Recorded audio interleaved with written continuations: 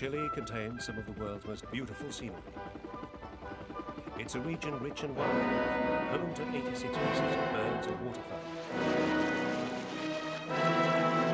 Sweeping landscapes like the unspoiled countryside around the Biobío River. An ornithologist's paradise, and a delight for animals too, with a thriving population of rainbow and brown trout. It also has other attractions for those seeking a different kind of excitement. This is first-class whitewater, and enthusiasts come from all the way around to test their skills against its mighty rapids. The Biobío is one of the last great wilderness river systems. Rising the Andes or the Argentine border, it cascades westward down to the Pacific, some 800 kilometers south of the Chilean capital, Santiago.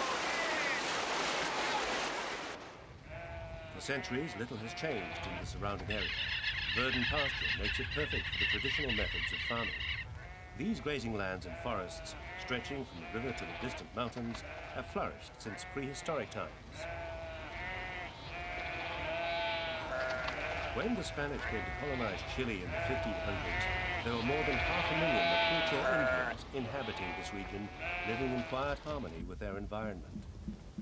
Despite the invasion of the conquistadors and all that followed, the air of tranquility around the Biobío and its indigenous people has prevailed. Although today their numbers are substantially decreased, their lifestyle remains much the same. They have a fierce sense of their cultural identity and have managed to preserve many of their ancient traditions. But now their world is under threat from hostile forces.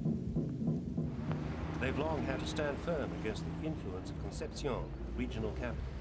With a population of 250,000, it's one of the country's largest cities. However, the Biobío and its people may find it harder to withstand some new dangers. The developers have arrived in strength. Chile's huge energy company, known as ENDESA, has begun building the first of 6 hydroelectric dams along the Biobío River. Some of the funding for the construction has come from loans from the International Finance Organization, a private business consortium.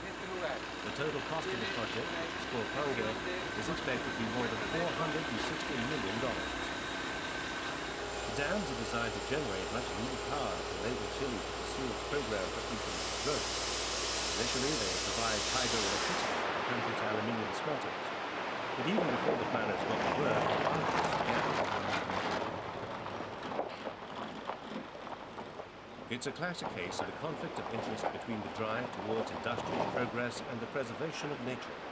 Chile has no specific environmental legislation, and the Pangue project on the Biobío got underway before the return of a democratic government.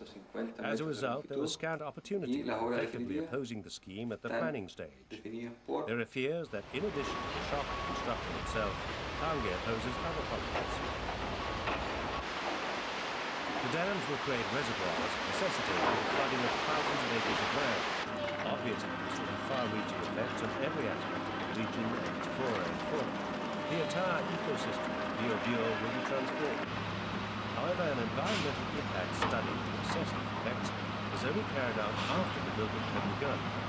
Conservationists claim that by then it was far too late to mount a successful campaign to protect the area. Nevertheless, environmentalists have formed activist lobbies to fight a rearguard action against the Pangue project. They predict it will cause irreversible damage to a vast area of the countryside. Juan Pablo Orrego is the leader of the main protest group. We are not only concerned about the Biobío, which is of an immense value, but we are fighting for future generations. When we dam a river like the Biobío, what we are doing with large dams is degrading a watershed, degrading the river continuum, degrading even the coastal areas that are fed by the river. We are degrading a whole local biosphere. It's exactly like cutting an artery in our body, damming up a river like the Biobío. Industrial pollution has already taken its toll on the Biobío despite the best efforts of the green campaigners. This wood pulping plant is blamed for creating one of the most heavily polluted sections of the river. There are inadequate restrictions placed upon the disposal of the factory's byproducts. As a result, chemical waste is dumped daily into these waters, destroying their natural pristine beauty.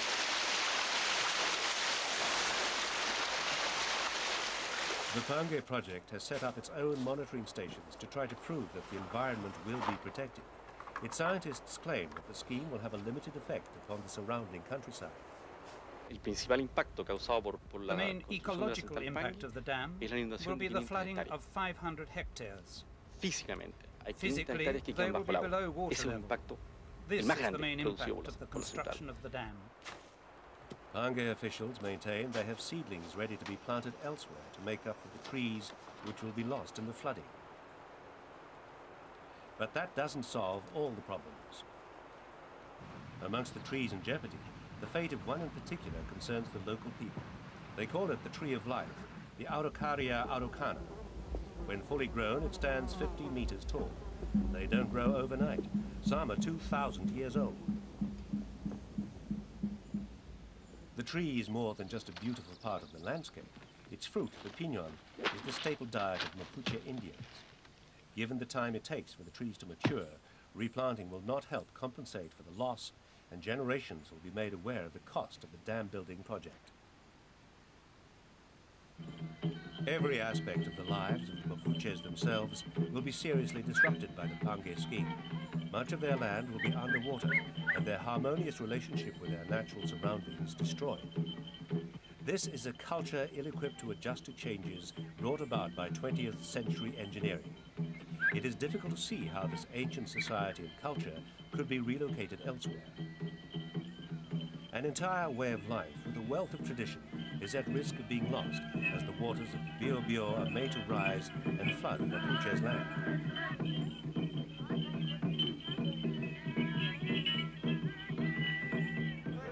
There have been an increasing number of demonstrations protesting against the Pangue scheme and the Chilean government's seeming lack of concern for both the people and the environment of Bio.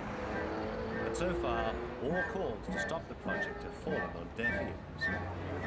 For its part, Pangue claims the dam must be completed in the next 5 years.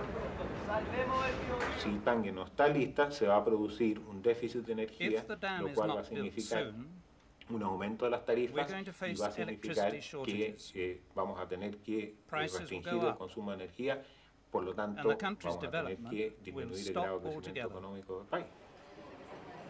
As in most countries, progress in Chile is charted by the signs of an expanding economy, the demands of commerce and industry setting the national agenda. Parliament has had to tackle the dilemma of development versus conservation, and the Pangue Dam project has been under consideration here for some time. Opponents of the scheme have managed to slow down the loan financing, but Parliament so far has upheld Pangue's right to proceed, despite the negative environmental impact. It's one thing to ask how much electricity can be had from this kind of natural energy.